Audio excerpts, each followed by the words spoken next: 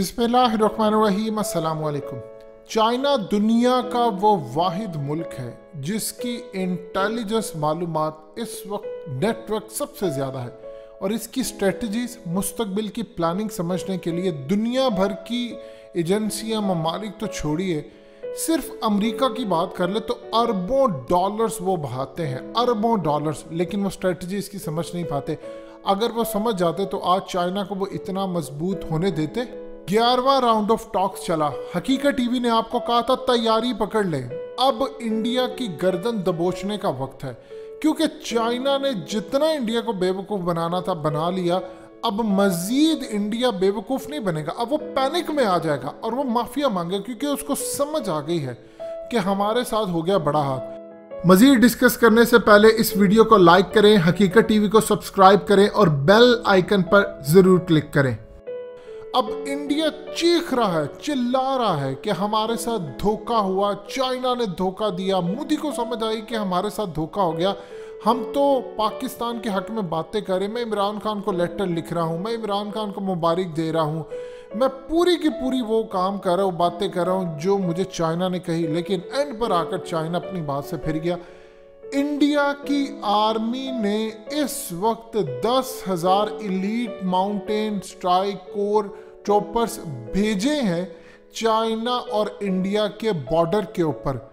यानी आप अंदाजा कर ले कि पहले 1 लाख तक की फौज वहां पर डिप्लॉय थी। इंडिया ने कोई इलाके पूरी तरह जो अपने को समझते थे वो सारे के सारे चाइना को दे दिए। उसके बावजूद सूरत हाल ये पैदा हो गई है कि इस वक्त चाइना उनके इलाकों से निकलने का नाम ही नहीं ले रहा। और लेटेस्ट डेवलपमेंट ये होने जा रही है कि चाइना ने रिफ्यूज कर दिया है डिसएंगेज करने से Gogra hot spring eastern Ladakh के अंदर। यानी आप अंदाजा कर लो उसके बाद क्या इंडिया के पास रह गया। अब चाइना ने इंडिया को पैगाम क्लियरली दिया है कि जो ओल्ड स्टेटस है उसको बहाल करो, नहीं तो जंग के लिए तैयार रहो। और इसके साथ ब्लैकआउट ईएमपी, आज आप देख लें क्या सूरत हाल पेश आई ईरान के अंदर। यानी ईरान के अंदर इसराइल ने ब्लैकआउट कर दिया उसकी एटमी फैसिलिटी, एटमी पावर प्लांट पर। और उसके बाद पाकिस्तान के अंदर तो अलर्ट जारी है, लेकिन इंडिया के अंदर भी अलर्ट है कि अब चाइना उनको नहीं छोड़ेगा। असल में सूरत हाल ये पैदा हुई है कि एक तरफ तो खास तौर पर चाइना ने जो बड़ा मेगा पावर डैम है वो बनाना शुरू कर दिया है, जिससे अरुणाचल प्रदेश, जिससे असम और दीगर जगहों के ऊपर इंडिया के पास पानी नहीं रहेगा। अब दूसरी जानिब आप उस रिपोर्ट को देखें जो यूएस इंटेलिजेंस की रिपोर्ट थी, जिसमें कहा गया कि पाकिस्तान और इंडिया की जंग होगी। उसमें यह भी कहा गया था कि चाइना और इंडिया की भी जंग होगी और दोनों मुल्क नहीं चाहेंगे, लेकिन ये अगले 4 साल के अंदर होने वाली है। और वो रिपोर्ट किसी आम इदारे ने जारी नहीं की, अमेरिका की इंटेलिजेंस ने जारी की अपने पॉलिसी मेकर्स के लिए। और पॉलिसी मेकर को इसलिए रिपोर्ट बनाकर दी कि आप तैयारी आपने उस हिसाब से करनी है। ये इस तरह की जो रिपोर्ट दी जाती है वो बड़ी सेंसिटिव होती है। अब इस पूरी सूरत हाल के अंदर चूंकि रिपोर्ट को ओपन कर दिया जाता है, वो इसलिए भी ओपन कर दिया जाता है कि बाकी ममालिक भी अपनी स्ट्रेटजी इस हिसाब से बनाए कि ये होने जा रहा है, अपने अपने स्टेक्स देख लें। यानी मिसाल के तौर पर अरब ममालिक को इस वक्त परेशानी होगी कि इंडिया के अंदर जंग का खदशा है, ये रिपोर्ट आ गई है, पाकिस्तान इंडिया की जंग है। और ख़ास तौर पर यूएई ने किरदार अदा किया इसमें बहुत ज़्यादा, दोस्ती कराने और मामला करने में। फिर उसके बाद चाइना इंडिया की जंग है, तो हम इंडिया के अंदर अपनी इन्वेस्टमेंट निकाल लें। हम अगर इन्वेस्टमेंट वहाँ से नहीं निकालते तो फिर क्या होगा। एक चीज़ आप ज़हन में रख लीजिएगा, चाइना की जंग हुई तो पूरी दुनिया की इकोनॉमी की धज्जियाँ उड़ जाएंगी। पूरी तरह पूरी दुनिया के अंदर इतनी महंगाई हो जाएगी, इतनी महंगाई हो जाएगी कि दुनिया ने ना ऐसी महंगाई कभी देखी ना सोची। अब इंडिया की चाहे वो ठुकाई करते हुए हो या कुछ हो, पूरी दुनिया नहीं चाहेगी। उसकी रीज़न क्या है? देखिए, इस वक्त मामला ये है कि चाइना करता है पूरी दुनिया में एक्सपोर्ट, वो पूरी दुनिया में बेचते हैं अपना माल। अब आप ये देखें कि स्विस कैनाल की अगर किसी भी वजह से ब्लॉकेज हो जाती है, चाहे वो इंडिया शामिल हो, इसराइल हो, 15% दुनिया की कीमतें बढ़ जाती हैं। अब देखिए, जब पिछले साल वबा आई तो पूरी दुनिया को पता ही नहीं था, सारी दुनिया स्टक हो गई क्योंकि चाइना से माल नहीं आ रहा था, कीमतें आसमान पर पहुंच गई। यही सूरत हाल अब होगी कि जब इंडिया के साथ चाइना की चूंकि लड़ाई होनी ही होनी है, चाइना चूंकि पीछे नहीं हटने वाला, उन्होंने पहले इंडिया को बड़े आसानी से उनके इलाके लिए, अब वो कह रहे हैं कि पुराने को तो मानो, मजीद इलाके चाहिए। और उसके बाद उनके पास ऑप्शन है कि वो इंडिया का पानी रोक लें। ऑलरेडी उनके पास डैम्स बने हुए हैं, उन्होंने ब्रह्मपुत्रा पर डैम बनाया है, अब उस पर मजीद वो सबसे बड़ा डैम बना रहे हैं जिस पर 3 लाख अरब किलोवाट, यानी अंदाज़ा कर लीजिए 3 लाख अरब किलोवाट बिजली वो प्रोड्यूस करेंगे और उसके बाद वो इंडिया का क्या हशर नशर करेंगे, इसका अंदाज़ा आपको अच्छी तरह लग जाना चाहिए। अब यहाँ पर सूरत हाल ये हो रही है कि अगर दुनिया को माल नहीं जाएगा तो वो क्या करेंगे।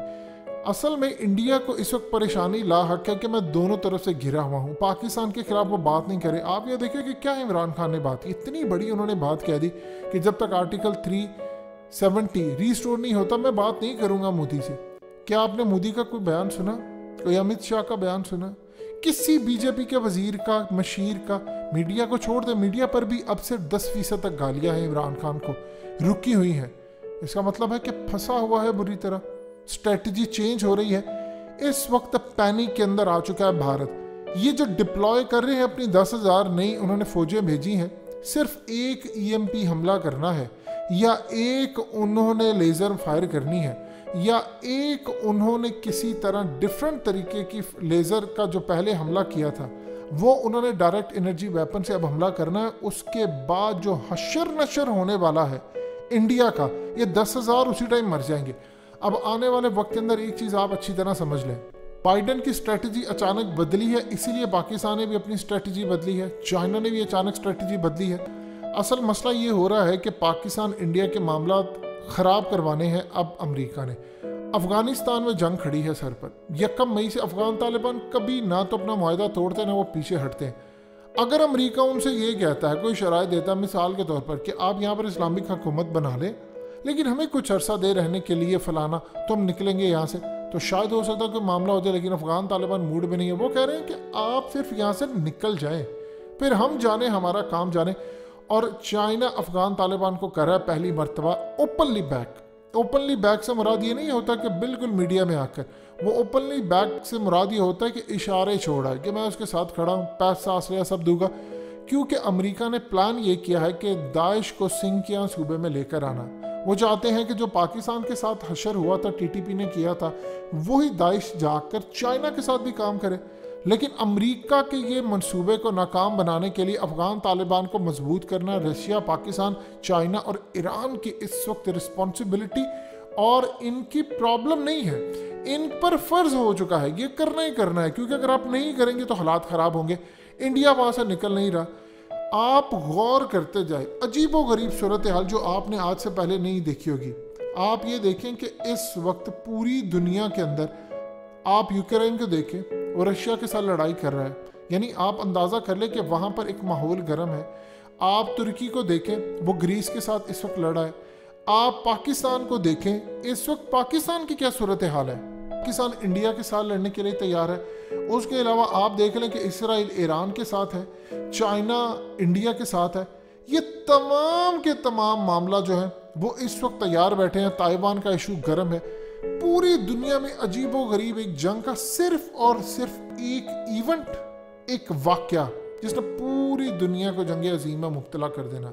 और इस सूरत हाल में आज इंडिया रो रहा है कि चाइना ने तो हमें धोखा दिया है। ये तो कह रहे थे हम निकल रहे हैं, इनको भी पता था कि उन्होंने नहीं निकलना, लेकिन अब इनको पता है कि इनके ठुकाई के दिन आ गए, ये बचेंगे नहीं। दोस्तों, हकीकत टीवी को सब्सक्राइब करना मत भूलिए, वीडियो को लाइक करें, शेयर करें और कमेंट सेक्शन में अपनी राय का इजहार जरूर करें।